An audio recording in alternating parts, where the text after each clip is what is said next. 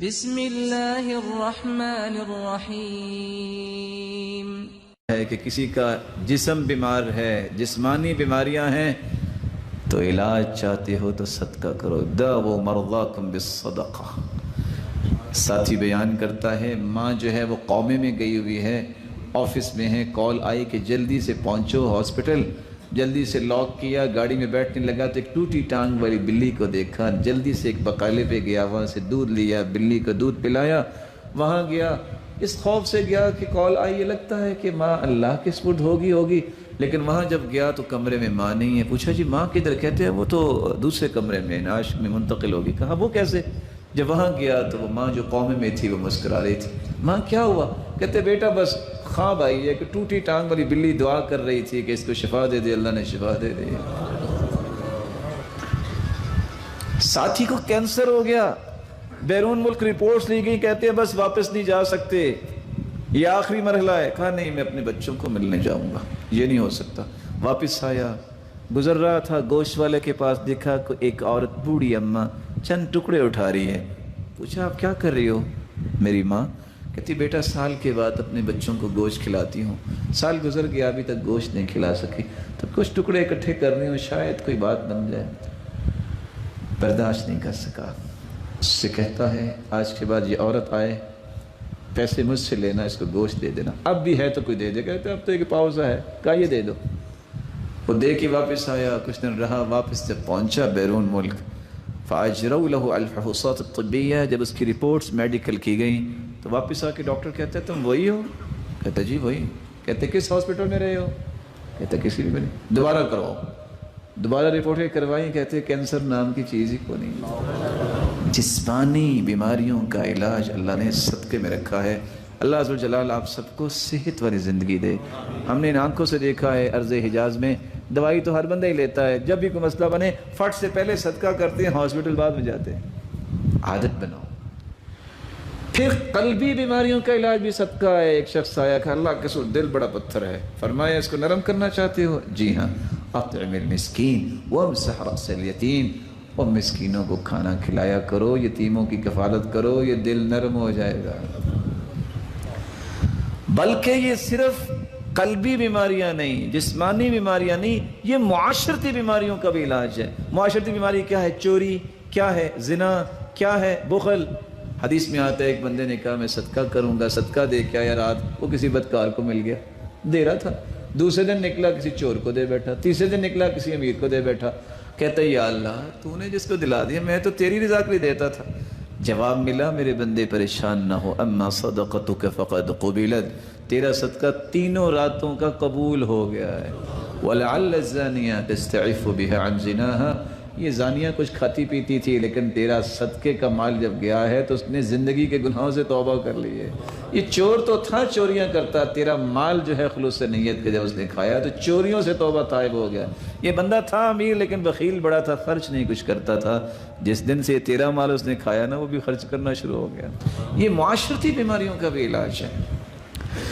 بلکہ رسول اللہ صلی اللہ علیہ وسلم نے فرمایا یہ معاشرے کے ہر فتنے کا علاج ہے۔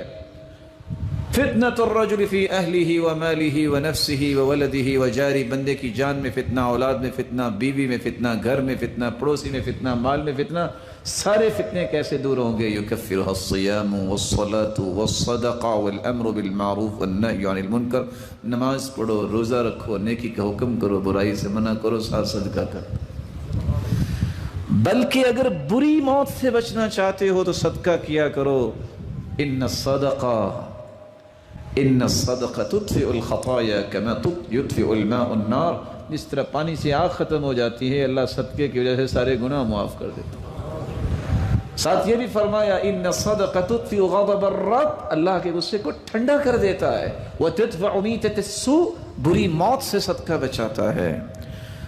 اور انسان جب قبر میں چلا جاتا ہے ان الصدقہ، صدقہ جو ہے انسان کی قبر کو ٹھنڈا کر دیتا ہے، اور جب قبر سے نکلے گا تو حدیث کہتی ہے ظل المؤمن یوم القیامت صدقۃ، جتنا انسان نے صدقہ کیا ہوگا یہ امبریلا، یہ چھتری، یہ مظلہ بن جائے گا۔ قبر سے نکل کے ساری دنیا دھوپ میں ہوگی، کیا حالت ہوگی اس وقت، کیسی ہولناکی ہوگی۔ وہ لوگ کہتے ہیں نا سوا نیزے پہ سورج ہوگا، یہ شخص جو ہے اپنے صدقے کے سائے تلے جا رہا ہوگا. اور حدیث کہتی ہے کہ 7 ایسے خوش نصیب ہیں جن کو عرش کا سایہ نصیب ہوگا. ان میں سے ایک وہ ہے وَرَجُلٌ تَصَدَّقَ بِصَدَقَةٍ فَأَخْفَاهَا حَتَّى لَا تَعْلَمَ شِمَالُهُ مَا تُنْفِقُ يَمِينُهُ. جس نے صدقہ کیا خفیہ صدقہ، دائیں ہاتھ سے صدقہ کیا، اس کے بائیں ہاتھ کو بھی پتہ نہیں چلا، یہ اللہ کے عرش کے سائے تلے ہوگا.